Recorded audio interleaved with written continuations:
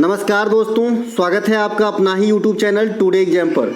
दोस्तों आज कोई SSC MTS की एग्जाम नहीं है, ये भी प्रैक्टिस सेट की वीडियो ही है। आज ये हमारा 50वां प्रैक्टिस सेट का वीडियो है जो सीरीज चलाई जा रही है आपका, है ना, 57 वाली। इसके तहत ये 50वां वीडियो आप लोगों के लिए है। इससे पहले हमने आपको 49 वीडियो प्रोवाइड करा दिया है। आशा करते हैं कि आप देखे ही होंगे, है ना। जिन बच्चे को CGL देना है, जिन बच्चे को MTS देना है, जिन बच्चे को CHSL देना है, DP देना है, इन सभी बच्चों के लिए ये जो है लाभदायक सीरीज होगी। जैसा कि आपने कल MTS के पहले दिन में इसकी फायदा देख ही लिया होगा, जिनका एग्जाम होगा ये बात बखूबी समझते होंगे। दोस्तों इस सीरीज की अगर आपको PDF चाहिए, डिस्क्रिप्शन में लिंक दिया गया है, लिंक पे आप क्लिक करेंगे, आपको WhatsApp पे रीडायरेक्ट करेगा। WhatsApp पे आपको मैसेज करना है, आपको PDF के बारे में जानकारी दे दी जाएगी। ठीक है भैया। इसके अलावा अभी जो है आयोग के द्वारा MTS हवलदार की रिजल्ट जो है जारी कर दिया गया, खाली हवलदार पोस्ट के लिए किया गया है। तो जिनका हुआ उनको बहुत बहुत बधाई भाई, है ना। नया जिंदगी, नया जो आपका पड़ाव है ये मुबारक हो।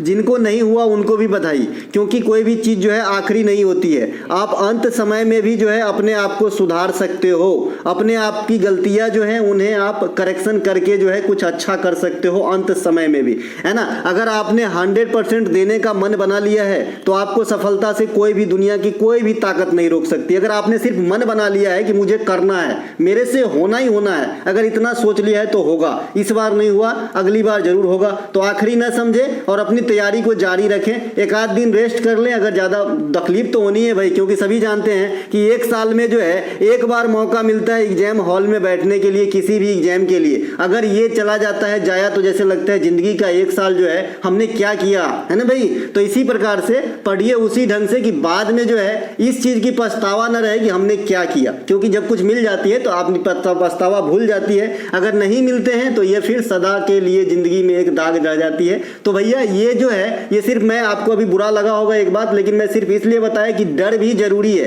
पढ़ाई में जो है थोड़ा सा डर जरूरी है कि नहीं हुआ तो क्या होगा। तो उस हिसाब से पढ़िए कि ये डर आए ही नहीं मन में कि भाई हम जो पढ़ रहे हैं ना, अच्छा पढ़ रहे हैं, है ना, बढ़िया पढ़ रहे हैं, है ना। 100% अगर दोगे तो होगा जरूर। तो इस बार नहीं तो अगली बार होगा। तो कोई जो है थोड़ा सा रिलैक्स कर लीजिए एक आध दो दिन और फिर से जो है अपनी कंटिन्यू जारी रखिए यात्रा, और उससे ज़्यादा तेजी में रखिए कि पिछली बार जो गलती हुई वो सुधर जाए, है ना। चलिए शुरू करते हैं। भारत की नियंत्रक एवं महालेखा परीक्षा के सपरीक्षा प्रतिवेदन से संबंधित कौन सी अनुच्छेद है? Which paragraph is related to the audit report of the controller and audit general of India? तो ये आपका आर्टिकल 151 जो है ये आपका कैग के जो संपरीक्षा प्रतिवेदन है उनसे संबंधित आर्टिकल है आपका कौन सा? 151। आप जानते हैं कि आर्टिकल 148 के तहत जो है कैग की नियुक्ति और शैक्षणिक जो योग्यता वगैरह है इनसे संबंधित जानकारी दी गई है आर्टिकल 148 में। कैग की नियुक्ति कौन करते हैं? तो भारत के राष्ट्रपति साहब करते हैं। तो ये बात भी आपको ध्यान रखना है। इनके अलावा अनुच्छेद 149 कल MTS में पूछ दिया गया था।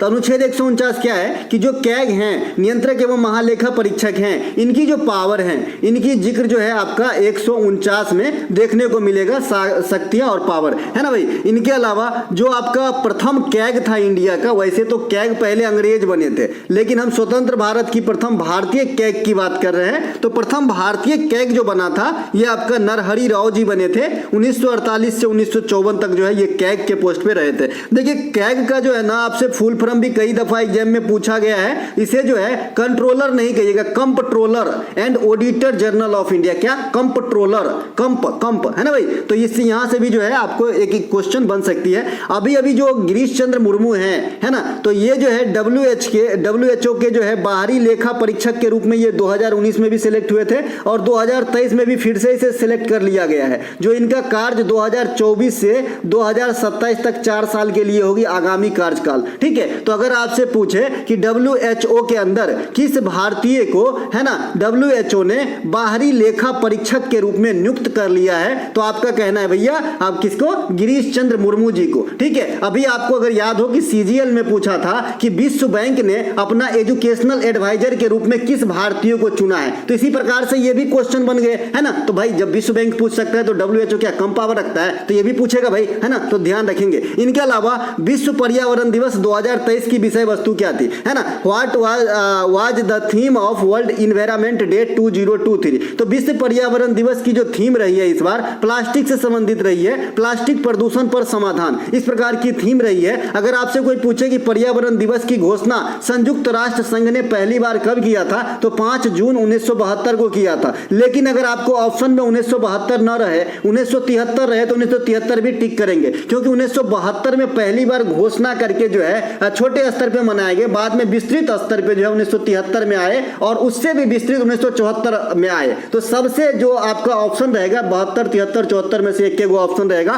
तो पहली बार जो पर्यावरण दिवस की जो घोषणा वगैरह हुई ये 72 में ही आंसर होगी, ठीक है। इसके अलावा 2023 में मनाया गया पर्यावरण दिवस जो है, इसकी बैठक आइवरी कोटे डी आइवर इस प्रकार से है, यहां पे हुआ था। तो ये बात भी आपको ध्यान रखना है। इनके अलावा अगला जो हमारा प्रश्न है कि जीव विज्ञान के संदर्भ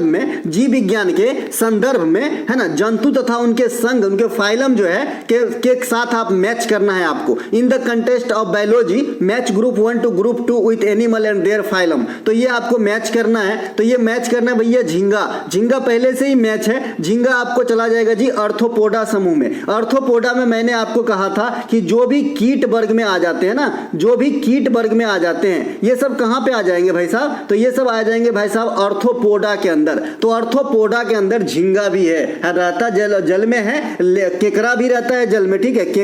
केकड़ा भी आर्थ्रोपोडा के अंदर ही आता है, झींगा भी आर्थ्रोपोडा के अंदर ही आता है। मच्छर, मक्खी, है ना, तितली, कैटरपिलर, ये सभी के सभी आपके आर्थ्रोपोडा के अंदर आ जाते हैं। कहां पे आ जाते हैं भाई, आर्थ्रोपोडा के अंदर आ जाते हैं। इसके अलावा स्टारफिश आपने देखा होगा, इस प्रकार से रहता है स्टारफिश, है ना। इसके शरीर पे थोड़ा थोड़ा कांटा रहता है ना, इस प्रकार से थोड़ा कटीली पोर्शन रहती है। स्टारफिश चमकता रहता है ऐसे भाई, है ना, इस प्रकार से ये जो स्टार बना है ना, इस प्रकार ऐसे चमकता रहेगा। तो ये स्टारफिश जो है ये आपका किस समूह में आ जाएगा, इकाइनोडर्मेटा। कौन सा, इकाइनोडर्मेटा, इस प्रकार से। इसके अलावा साइकन किस समूह में, पोरीफेरा समूह में आते हैं। ऑक्टोपस जो है ये मोलस्का संघ में आते हैं। ऑक्टोपस जिसे अष्टबाहु भी कहा जाता है, आपका यहाँ पे चित्र भी दिख रहा होगा। ऑक्टोपस को लोग खा भी जाते हैं यार, जो भी मछली वगैरह खाते होंगे, नहीं पता इतना, लेकिन लोग खाते भी होंगे, ऑक्टोपस को खाते हैं, है ना। ऑक्टोपस के अन्य प्रमुख उदाहरण जो है ये तिलचट्टा है, मच्छर है, मकड़ी है, केकड़ा, तितली, कैटरपिलर, ये सब आपके क्या है,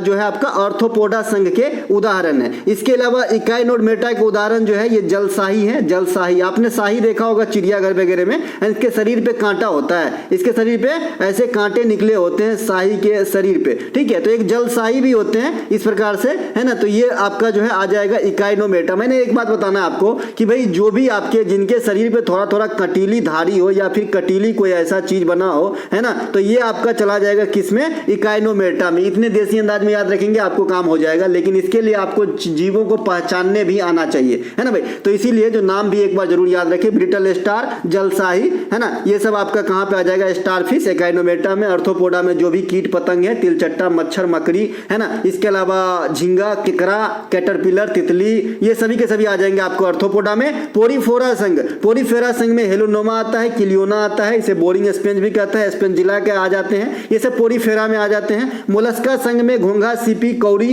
है ना, जो भी हैं जिसके शरीर पे आपके मतलब कवच लगी होंगे, तो ये आपका आ जाएंगे कहां पे, ये आपका आ जाएंगे आपके मोलस्का संघ में, है ना। तो भाई ये बात भी ध्यान रखेंगे। इनके अलावा ये जंतु संघ है, राइट, ये जंतु संघ है। इनके अलावा प्रतिरोधात्मक बेरोजगारी से आप क्या समझते हैं, what do you understand by resistive unemployment. जो प्रतिरोधात्मक बेरोजगारी है, ये कैसी बेरोजगारी है, जब कोई एक व्यक्ति नौकरी छोड़ दिया, जब कोई एक व्यक्ति ने नौकरी छोड़ दिया और दूसरी नौकरी की खोज भी नहीं कर रहे हैं, आराम से बैठे हैं, जो पैसे मिले उसे पहले खाएंगे तब ढूंढेंगे। तो इतने दिन की जो गैप है ना, तो वो कमाया और जो कमाया वो भी गमाया। तो इसी जो बेरोजगारी है इसे क्या कहते हैं, इसे कहते हैं प्रतिरोधात्मक बेरोजगारी। क्या कहते हैं, प्रतिरोधात्मक बेरोजगारी कहा जाता है। वास्तव में बेरोजगारी कई प्रकार के होते हैं, है ना, वास्तव में बेरोजगारी कई प्रकार के होते हैं। जैसे आपने प्रच्छन्न बेरोजगारी, संरचनात्मक बेरोजगारी, टेक्निकल बेरोजगारी, मौसमी बेरोजगारी, है ना, रेसिस्टिव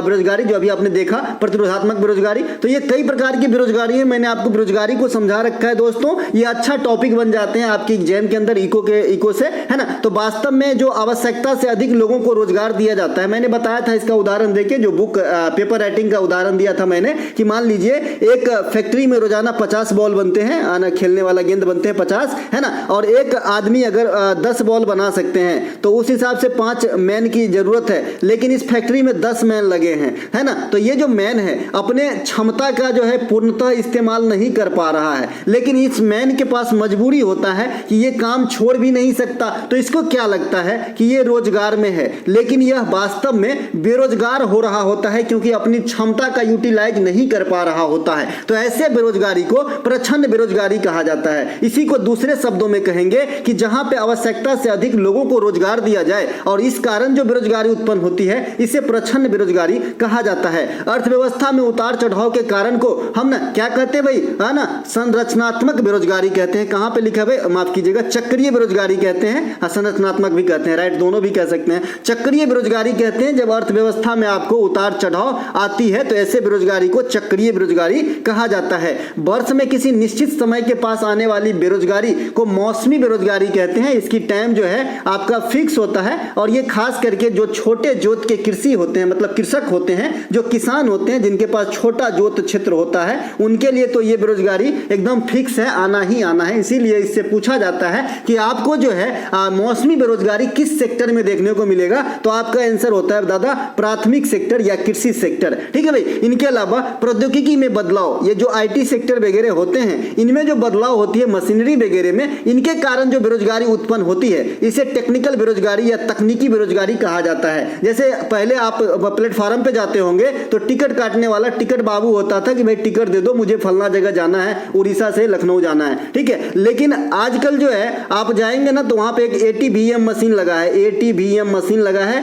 वहां पे आप लाइन लगाइए, आराम से लोग लाइन में खड़े हो जाते हैं। यहाँ पे ATM कार्ड जैसे कार्ड होती है, यहाँ पे आपका रूट आ जाएगा, जब 2 नाम डालोगे तो कैसे जाना है, यहाँ से उंगली यहाँ से यहाँ खींच दीजिए, टिकट निकलती है, आपके अकाउंट से पैसे कट जाते हैं। तो ये जो बेरोजगारी उत्पन्न हुआ, जो आदमी आया उसमें तो आदमी की जरूरत है ही नहीं, तो इसे हम टेक्निकल बेरोजगारी कहेंगे। बेरोजगारी दर कैसे मापी जाती है कि बेरोजगारी श्रमिक बट्टा कुल श्रमिक की संख्या, और 100 से जब गुना कर देते हैं ऐसे भाग को, तो हमें निकलता है बेरोजगारी दर। और बेरोजगारी दर इंडिया में कौन फाइंड करता है, तो राष्ट्रीय नमूना सर्वेक्षण, कौन, राष्ट्रीय नमूना सर्वेक्षण संस्थान जो है, ये आपका बेरोजगारी दर भी जो है फाइंड करते हैं। गरीबी रेखा का आकलन में भी नीति आयोग की मदद करते हैं, यानी डाटा कलेक्शन का काम यही करते हैं। इनके अलावा निम्न में से किस पायरुवेट ऑक्सीजन की अनुपस्थिति में लैक्टिक अम्ल और ऊर्जा में बदल जाती है। आज दिन में भी मैंने इसका जिक्र किया था शायद किसी एक्स्ट्रा फैक्ट में। In which of the flowing pyruvate is converted into lactic acid and energy in the absence of oxygen. जो ऑक्सीजन की अनुपस्थिति में लैक्टिक अम्ल और ऊर्जा में परिवर्तित हो जाती है, ये कहां पर होती है इस प्रकार की घटना, तो मानव पेशी कोशिकाओं में होती है। ठीक है, गौट गठिया का नाम आपने सुना होगा। गौट गठिया यही लैक्टिक अम्ल के जमाव के कारण हो जाती है। इसके अलावा जो आपका मृत कोशिका है, जो आपका डेड कोशिका है, इसकी खोज 1665 में हुक ने किया था, और जो लाइव कोशिका है इसकी खोज हॉक ने किया था। भाई मैंने आधा आधा नाम इसलिए रखा क्योंकि फनी अंदाज में भी कई बात जो है आपको बहुत सारे चीज याद हो जाते हैं। इससे पहले तो मैंने पढ़ाई रखा ना कि रॉबर्ट हुक, ल्यूवेन हॉक, है ना। तो हुक हॉक, तो हुक जो है ये मृत वाला डेड वाला खोजा है, और लाइव वाला जो है हॉक ने खोजा है। ठीक है, दोनों बात ध्यान रखेंगे। इनके अलावा पादप कोशिका में मुख्य अंतर और सेल बाल का होना होता है और पिगमेंट का होना होता है। पिगमेंट मैं बता दिया हूं कि क्या होती है, जो आपका हरित शैवाल, माफ कीजिएगा, जो आपका हरित लवक होते हैं ना, उसे पिगमेंट भी बोलते हैं, है ना, क्लोरोफिल वगैरह भैया, है ना। तो ये जो है आपके पादप कोशिका में ही होते हैं। जंतु कोशिका में होंगे तो हम भी हरा दिखेंगे। इनके अलावा कोशिका माइटोकॉन्ड्रिया, लाइसोसोम, राइबोसोम, केंद्र कोशिका द्रव, ये सब जो है आपके कोशिका के पार्ट हैं जी, है ना। इसके भी अलग अलग नाम है जो मैंने बता रखा है, इसलिए मैंने यहाँ पे नहीं लिखा है। माइटोकॉन्ड्रिया को जो है पावर हाउस कहते हैं, लाइसोसोम की आत्महत्या की थैली, राइबोसोम को प्रोटीन की फैक्ट्री। इसके अलावा केंद्र में DNA होती है ना। इसके अलावा जो आपका एक और है गोल्गी बॉडी, उसको हम डाक घर कहते हैं, या कोशिका का पुलिस मैन कहते हैं, या फिर ट्रैफिक पुलिस कहते हैं। कोशिका विज्ञान के अध्ययन को साइटोलॉजी कहते हैं। तो ये बात भी आपको ध्यान रखना है। निम्नलिखित में से किस राज्य में काल बैसाखी के असर देखने को नहीं मिलते हैं। In which of the following state the effect of काल बैसाखी इज नॉट सीन। आप जानते हैं कि काल बैसाखी जो है ये दुखदाई है, दुखदाई है। ये जो आता है, ये जो आता है तो भाई बहुत सारे जो है घर को गिरा के चला जाता है। तो ये आपको मध्य प्रदेश में देखने को नहीं मिलेगा। इसका जो प्रभाव है, इसका जो प्रभाव है बिहार के दक्षिणी पार्ट में है, झारखंड में है, पश्चिम बंगाल में है और उड़ीसा के कुछ पार्ट में है। तो ये 4 स्टेट जो है इससे प्रभावित हो सकती है। ठीक है, लू जो है ये राजस्थान में विशेषकर चलते हैं, लेकिन ये उत्तर भारत में आपको देखने को मिल जाएगा। कल ये क्वेश्चन आपसे पूछा था,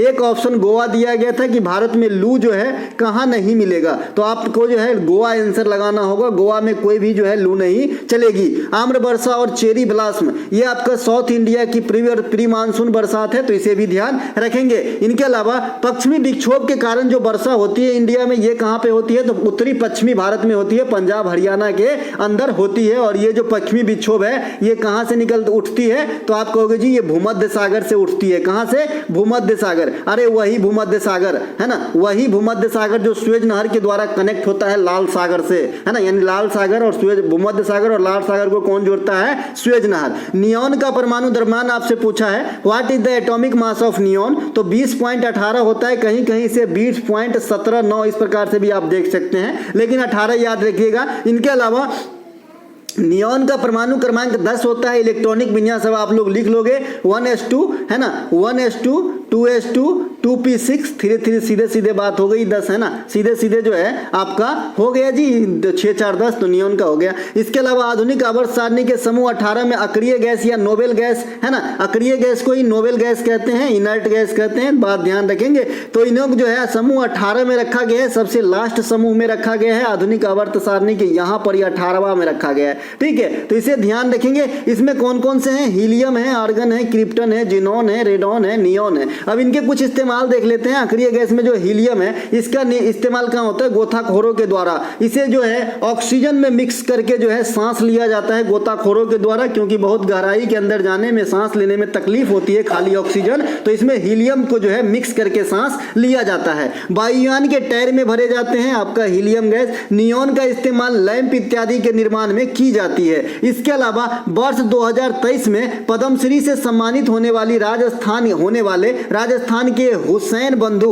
अहमद हुसैन और मोहम्मद हुसैन संगीत के किस विद्या से जुड़े हुए हैं? Hussain brothers Ahmed Hussain and Mohammed Hussain of Rajasthan who will be honoured with Padma Shri in the year 2023 are associated with which genre of music? तो भैया ये गजल के प्रमुख धुरंधर हैं, है ना, दोनों बंधु जो हैं गजल गाते हैं और इनको पद्मश्री दिया गया है 2023 के लिए, है ना। तो ये बात भी ध्यान रखेंगे। अभी आपके कल एग्जाम में पूछा गया था, कल आपसे पूछा गया था रानी मछिया को पद्मश्री क्यों दिया गया? तो भाई कला के सेक्टर में दिया गया है रानी मछिया को, है ना। तो इसी प्रकार से यहाँ पे मैंने कुछ चुनिंदे नाम को रख लिए हैं जो आपको काम आएंगे जी, है ना। तो जोधैया बाई इनको दिया गया है बैगा। अब ये बैगा जो नृत्य है ये कहाँ का है? तो ये एमपी का है, जो मैंने आपको पहले ही स्टैटिक्स फॉर्म में बता रखा है। तो जोधा बाई को ध्यान रखेंगे। इसके अलावा उषा बारले को पद्मश्री मिला है 2023 में कला के क्षेत्र में पंडवानी के लिए, छत्तीसगढ़ से संबंधित है ना। इनके अलावा श्रीमद् भागवत गीता को कपड़े पर बुनने वाली असम की हेम प्रभा को मिला है आपका क्या जो है पद्मश्री। पेपर मसी कला ये जो है आपके बिहार के मधुबनी के हैं, ये सुभद्रा देवी, इनको मिला है आपके पेपर मसी कला के लिए आपका कौन सा पद्मश्री अवार्ड। बिहार के 3 आदमी को दिया गया था, एक आनंद कुमार को भी दिया गया था, आनंद कुमार साहब को, जो सुपर 30 के जो है जनक हैं, जानते ही होंगे। आनंद कुमार साहब के ऊपर पिक्चर बन चुका है भाई, है ना। और इनकी भी आपने कहानी अगर सुना होगा तो उनसे भी आप मोटिवेट हो सकते हैं। इनके अलावा पश्चिम बंगाल की प्रतिकाना गोस्वामी ये कांथा कढ़ाई के लिए इनको दिया गया है। गुजरात की समाज सेविका हीराबाई लोबी ये इनको भी दिया गया पद्मश्री। कर्नाटक की रानी मचैया ये कल पूछा गया था। इनके अलावा पुदुचेरी की डॉक्टर नालिनी पार्थ शास्त्री, हरियाणा के डॉक्टर सुकमा आचार्य, ये सब को जो है पद्मश्री दिया गया है। इनमें मैं ज्यादातर महिलाओं को चुना हूं, है ना, और महिलाओं को भी चुना हूं ऐसे ऐसे कार्य के लिए जो आपके एग्जाम में आने के लिए पूरी तरीके से तैयार है, रेडी है भाई, सीधे दिखेंगे कंप्यूटर के ऊपर। तो ध्यान रखेंगे, थोड़ा सा अच्छे से देख लेंगे इनको। इसके अलावा इस बार जो 2023 में है कितने पद्म अवार्ड बांटे गए? तो आप कहोगे जी 106, इसमें जो है 91 पद्मश्री, है ना, 9 गो पद्म भूषण और 6 गो पद्म विभूषण। 6 गो पद्म विभूषण तो आपको याद ही होगा, महानलोबिस बालकृष्ण और आपका जो है ये साहब कौन सा भाई, मुलायम सिंह यादव साहब, है ना, इन लोगों को दिए गए हैं पद्म विभूषण। जाकिर हुसैन साहब को दिए गए, ये सब इनके अलावा जल वाष्प को वापस जल में बदलने की प्रक्रिया को संदर्भित करने के लिए किस शब्द का प्रयोग किया जाता है? पहले तो वेपराइजेशन होती है, जल वाष्प होती है, जब इसे पुनः जल में बदलना हो तो इसके लिए हम कौन से शब्द का इस्तेमाल करते हैं? Which term is used to refer a process of converting water vapour back into water? तो हम संघनन कहते हैं भाई, बादल संघनित होकर वर्षा के रूप में बरसते हैं, ये तो आपने सुना ही होगा। ठोस से सीधे गैस में जब परिवर्तन होती है तो इसे ऊर्ध्वपातन कहते हैं। कपूर वगैरह इसका इस्तेमाल है, नेफ्थलीन वगैरह जो है इसके एग्जाम्पल हैं। इसके अलावा जल में शोधन, जब जल शोधन किससे होती है तो ये भी आपसे पूछा गया है। तो फिटकिरी से जो है ना, फिटकिरी से जल शोधन की प्रक्रिया संभव है। फिटकिरी से भी आप जल साफ कर सकते हैं, जो भी गाद वगैरह है अवसाद के रूप में नीचे बैठ जाते हैं और फिटकिरी से हम जल शोधन कर सकते हैं। तो यही बताना है कि जो जल के नीचे अपशिष्ट बैठ जाते हैं इसे अवसाद कहा जाता है। इसके अलावा साबुन बनाने की प्रक्रिया को साबुनीकरण कहा जाता है। CHSL का मैं एग्जाम दिया था 2010 ईस्वी में, इसमें यह क्वेश्चन पूछा गया था। मैं बनारस में सेंटर पड़ा था मेरा, Kamla Prasad Tripathi inter college Banaras cantt, station के जस्ट बाएं हाथ पे है उसी में। तो ये 2010 में ये क्वेश्चन आया था कि साबुन बनाने की प्रक्रिया को क्या कहते हैं। मैंने गलती लगा के आ गया था, साबुनीकरण ही कहा जाता है सीधे सीधे। इसके अलावा बसीय तेलों से वनस्पति घी बनाने की प्रक्रिया को क्या कहते हैं? हाइड्रोजनीकरण कहते हैं। तो ये बात भी ध्यान रखेंगे आप, सीधे सीधे समझिए वनस्पति तेल से डालडा बनाने की प्रक्रिया को जो है हाइड्रोजनीकरण कहा जाता है। ठीक है भाई। इनके अलावा भारत के प्रमुख संस्थान के संदर्भ तथा उनसे संबंधित स्थान जहां पर स्थित है का मिलान कीजिए। Match the reference of the premier institute of India and the place where is located. देखिए ये क्वेश्चन मैं इसलिए रखा हूं, एक बच्चे अभी 2-3 दिन पहले आपने टेलीग्राम में देखा होगा कि सर आपने बताया है कि भारतीय सुदूर संवेदन है ना जो एजेंसी है ये हैदराबाद में है, लेकिन SSC ने इसे देहरादून में माना है। तो भैया आपको बताना है कि नॉलेज थोड़ा और इंक्रीज कीजिए। देखिए बहुत ज्यादा एक बिंदु से डिफरेंस होने पे कई बार आंसर बदल जाता है, और यही चीज मैं सिखाता आ रहा हूं कि अगर ऐसा हो जाएगा तो आंसर ये करना, यही लिंकिंग का तरीका है और आंसर में सही करने का, एग्जाम के अंदर सही करने का कि हमने जो टिक किया वो सही है। ठीक है भाई। तो थोड़ा सा और अभी आप नए हैं, हो सकते हैं भाई जब आप थोड़ा सा दिन बिताएंगे तो ये सब ऑटोमेटिक आ जाएगी मैच्योरिटी, है ना। तो भाई देखिए यहाँ जो है आपका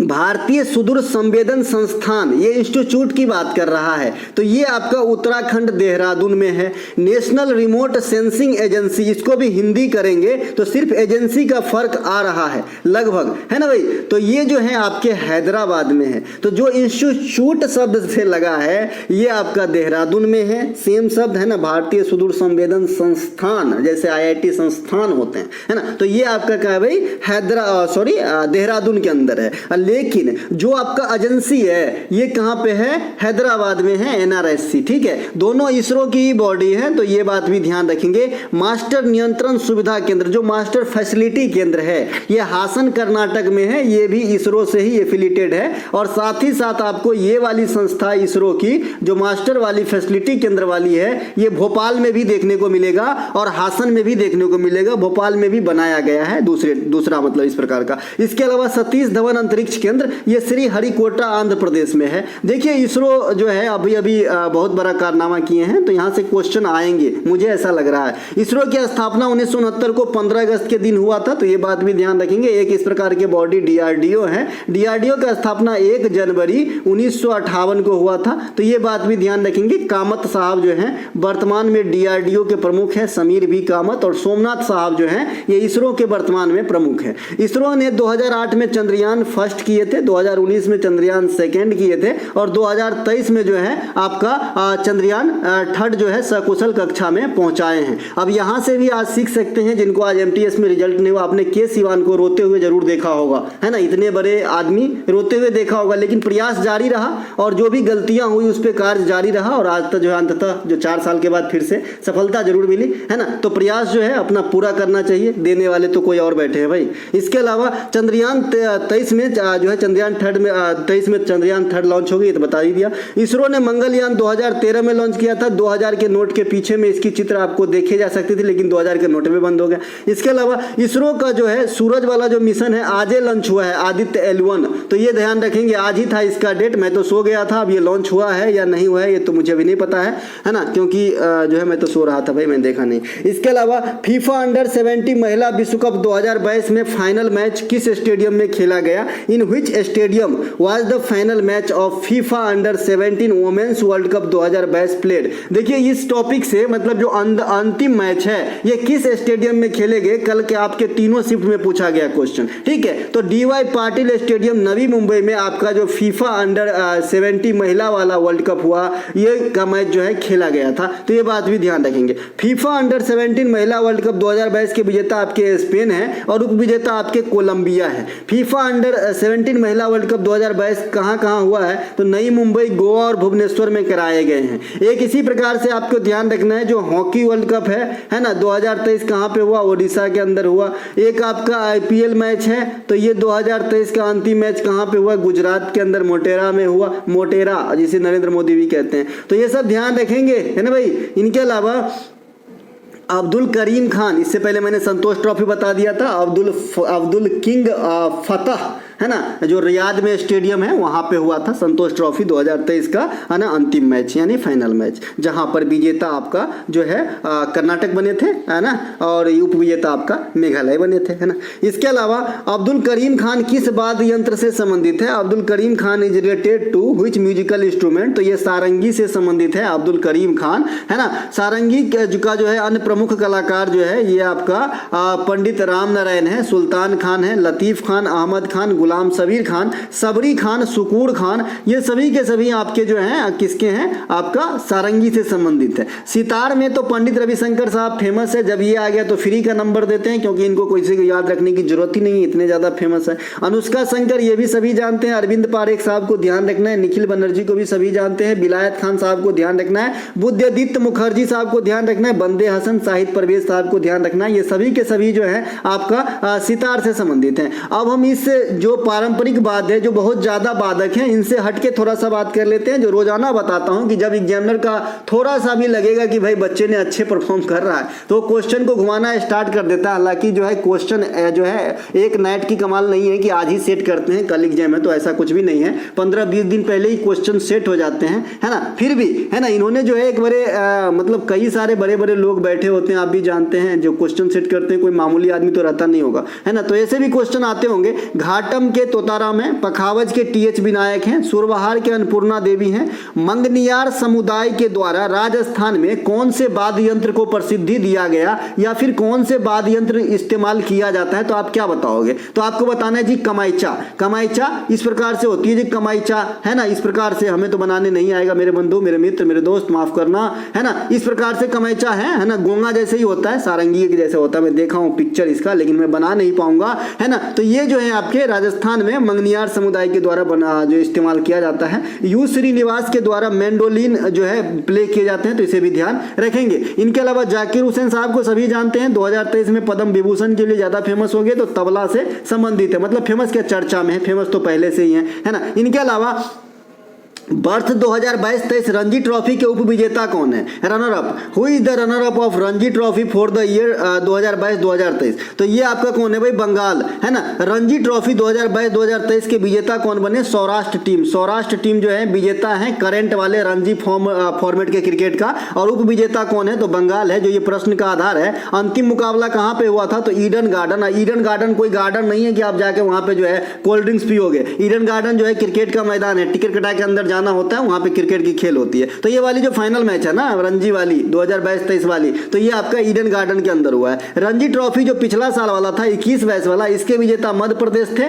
जो 41 टाइम के विजेता महाराष्ट्र को बीट किया था। तो ये बात भी ध्यान रखेंगे। विजय हजारे ट्रॉफी 2022-23 के विजेता जो है सौराष्ट्र ही है और महाराष्ट्र को हराया है, ठीक है। तो दोनों बात ध्यान रखेंगे, है ना भाई, है ना। विजय हजारे ट्रॉफी करंट वाला सौराष्ट्र, रणजी ट्रॉफी करंट वाला सौराष्ट्र, है ना। इनके अलावा एक और बच गया, सैयद मुश्ताक अली ट्रॉफी, ये करंट वाला का विजेता मुंबई है। चलो है ना, हारा तो कहीं ना कहीं तो जीता भैया। इसके अलावा मैं आपको तीनों की फॉर्मेट बता देना चाहता हूं, यहां से क्वेश्चन काफी बार बन पड़े हैं। रणजी जो है आपका ये ओडीआई फॉर्मेट नहीं है, ये T20 फॉर्मेट नहीं है, इनके अलावा एक फॉर्मेट बढ़ जाता है, आप समझ गए होंगे। विजय हजारे ट्रॉफी जो है ये आपके ओडीआई फॉर्मेट है क्रिकेट का, इसे ओडीआई रणजी भी कहते थे पहले, ठीक है। ये ओडीआई फॉर्मेट जैसे है, सीमित ओवर के खेल है। इसके अलावा सैयद मुश्ताक अली ट्रॉफी जो है इसे T20 फॉर्मेट में ढाला गया है, ये घरेलू श्रृंखला है सभी। इनके अलावा जवाहरलाल नेहरू ने कितनी बार लाल किला पर झंडा फहराए हैं? How many times did Jawaharlal Nehru hoist the flag of the red fort? तो 17 बार फहराए हैं, जो रिकॉर्ड है अभी तक किसी ने भी 17 बार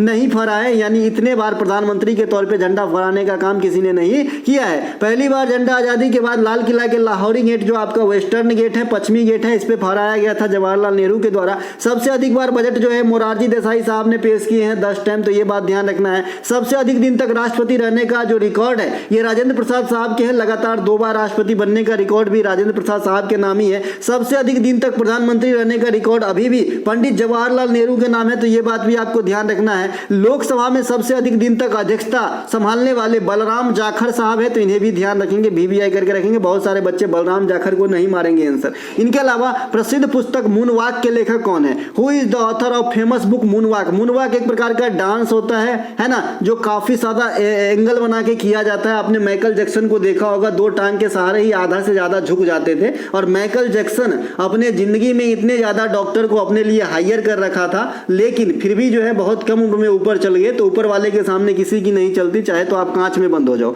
है ना भाई। तो ये माइकल जैक्सन की पुस्तक है आपका मूनवॉक, है ना। इनके अलावा ए ब्रीफ हिस्ट्री के लेखक कौन है? Stephen Hawkins. Ministry of utmost happiness, the god of small things, Arundhati Roy की प्रमुख पुस्तक है। Waiting for visa, Bhimrao Ambedkar की पुस्तक है। द व्हाइट टाइगर 2008 में, है ना, बुकर पुरस्कार वाली पुस्तक अरविंद अडिगा की है, व्हाइट टाइगर। ये कई बार पूछे गए हैं। इसके अलावा कन्याश्री, युवा श्री और शिक्षा श्री, ये तीनों श्री वाला योजना जो है किस राज्य सरकार के द्वारा क्रियान्वित किए जाते हैं? कन्याश्री योजना, श्री योजना, शिक्षा श्री योजना, है ना, run by which state government? तो ये पश्चिम बंगाल के ममता दीदी की जो है ये आपका योजना है। इसके अलावा लाडली बहन, लाडली लक्ष्मी योजना, ये मध्य प्रदेश से संबंधित है। पहल योजना उड़ीसा सरकार की प्रमुख योजना है। अब मुझे हंसी इसलिए लग रही है कि मैंने एक आध वीडियो देखा था यूट्यूब पे, इसरो के द्वारा जो आपका चंद्रयान 3 गया है उनके बारे में जो लोग बयान दे रहे हैं, तो इसलिए हंस लिए थे। आप लोग भी देखे ही होंगे। वायुमंडल के किस लेयर को अधोमंडल भी कहा जाता है? जो वायुमंडल के 5 लेयर है, तो इसमें किस लेयर को अधोमंडल कहते हैं? तो सबसे नीचे वाले मंडल को हम अधोमंडल या संवहनी मंडल भी कहते हैं। क्या कहते हैं? अधोमंडल या संवहनी मंडल भी कहते हैं। तो इसे भी ध्यान रखेंगे। कई दफा बड़े बड़े एग्जाम में ये क्वेश्चन आ गए हैं, छोटे छोटे बच्चे जो है अच्छे है ना, मतलब छोड़ के आ गए या फिर गलती करके आ गए हैं। जैसे आपने एक दिन मैं बताया था कि भाई क्वेश्चन गुलाम वंश की है, ये यहाँ से शुरुआत ही होती है सल्तनत, लेकिन ममलूक वंश लिख दिया तो दिक्कत हो गई। सबसे बड़ी हड्डी पूछा तो फीमर, फटाक से आंसर मार दिया। यहीं पर हिंदी में उरू लिख दिया तो फिर दिक्कत हो गई। तो उरू को ही फीमर कहा जाता है। तो भाई बहुत सारे चीजें जो एसएससी आपसे जो है थोड़ा बहुत आपको मतलब अलग कर, मतलब डाइवर्ट करने के लिए कर देता है, ठीक है। Which layer of the atmosphere is also called the क्या है भाई, ये स्ट्रेटोस्फेयर नहीं होगा, नीचे वाले माने क्षोभ मंडल, है ना। अधोमंडल किसे अंडरफेयर किया कहा? अच्छा, ये बोल रहा है कि अधोमंडल किसे कहते हैं? व्हिच लेयर को अंडरस्फेयर कहते हैं, तो ये क्षोभ मंडल है। इसे संवहनी मंडल भी कहते हैं, लिख दिया हमने। इसके अलावा इसकी ऊंचाई सबसे कम होती है। आपके पास एक इमेज है, देख सकते हैं, ये हमारा पृथ्वी है जो नीला कलर का दिख रहा है। इसके ऊपर ये है आपका ट्रोपोस्फेयर, क्षोभ मंडल, है ना। ये क्षोभ मंडल की ऊंचाई जो है 12 से 16 किलोमीटर बताया गया है। 12 से 16 के बीच में जो भी ऑप्शन रहेगा आपका आंसर होगा। इसके अलावा इसके ऊपर है समताप मंडल, ये 12 से 50 यानी 16 से 50 के बीच में आपको स्ट्रेटोस्फेयर मिल जाएंगे, समताप मंडल मिल जाएंगे, समताप मंडल। इसी समताप मंडल में ये देखिए वायुयान कहाँ पे उड़ रहा है, ये देखिए वायुयान कहाँ पे उड़ रहा है, ये वायुयान यहाँ पे उड़ रहा है, ठीक है, यहाँ पे, है ना, ये वायुयान उड़ रहे हैं, ठीक है। इसके अलावा इसी समताप मंडल में ओजोन लेयर यहाँ पे लिखा हुआ देख रहे हैं। ओजोन लेयर के सूत्र ये होता है, परावैंगनिक किरणों से रक्षा करती है, डाल्टन इकाई में मापी जाती है। 16 सितंबर को ओजोन डे मनाया जाता है। इसके अलावा इसके ऊपर हमारा जो है मीसोफेयर है, मध्यमंडल है। इसके ऊपर जो है थर्मोस्फेयर है, आयन मंडल है। इसी थर्मोस्फेयर में आप देख सकते हैं ये किसका इमेज है, आपने देखा होगा ना, ये मंगलयान जैसा छाप दिख रहा है ना, तो इसमें जो किरण वगैरह को प्रतिवर्तित करके हमें सिग्नल प्राप्त करना होता है, तो इसी में हम भेजते हैं, है ना। इसके अलावा सबसे बाहरी यूनोफेयर है, इसके ऊपर आपको तारा चमक दिखा रहा होगा, है ना, तारा चमकता दिख रहा होगा, है ना। तो ब्रह्मांड है ऊपर, तो सबसे बाहरी मंडल को वायुमंडल कहते हैं। इसके बारे में हीलियम और हाइड्रोजन गैस की प्रधानता होती है, इसके बारे कुछ पढ़ना नहीं है उसमें। सबसे लास्ट वाला में श्यामजी कृष्ण वर्मा के द्वारा इंडिया हाउस की स्थापना कब की गई थी? When was the India house established bye Shyamji Krishna Verma? तो 1905 में किया गया था श्यामजी कृष्ण वर्मा साहब के द्वारा। कहां पर किया गया था? तो आप बताओगे जी लंदन में किया गया था, ठीक है। 1899 में बी डी सावरकर ने मित्र मेला संघ की स्थापना नासिक में किए थे। 1904 में बी डी सावरकर साहब ने जो आपका अभिनव भारत संस्था की स्थापना किए थे। लाला हरदयाल ने 1913 में गदर पार्टी की स्थापना सैन फ्रांसिस्को अमेरिका के अंदर किए थे, तो ये बात भी ध्यान रखेंगे। मोतीलाल नेहरू ने और चित्तरंजन दास दोनों मिलकर जो है असहयोग आंदोलन की समाप्ति 1922 के बाद 1923 में स्वराज पार्टी की स्थापना की थी, तो ये बात भी ध्यान रखेंगे। इनके अलावा अगला जो हमारा प्रश्न है, नील नदी जो विक्टोरिया झील, विक्टोरिया नहीं भाई, विक्टोरिया, है ना, विक्टोरिया झील से निकलती है, डॉट डॉट डॉट में समाती है। The Nile river which originate from lake Victoria flows into, तो ये भूमध्य सागर में आके गिरती है। भूमध्य सागर फिर से आगे, इसके बारे में सारी जानकारी दे ही दिए थे। इसीलिए गंगा नदी कहाँ से निकलती है? तो गंगोत्री निवानी से निकलती है। उत्तराखंड में उत्तर प्रदेश, उत्तराखंड, उत्तर प्रदेश, बिहार, पश्चिम बंगाल के रास्ते बंगाल की खाड़ी में गिर जाती है, जहाँ पे इसे पद्मा के नाम से जानते हैं। इसके अलावा कोसी नदी तिब्बत, भारत और नेपाल से होकर बहती है, लास्ट में गंगा में जाके समा जाती है, ठीक है। इसके अलावा यमुना नदी जो है इसकी उद्गम कहाँ पे होती है?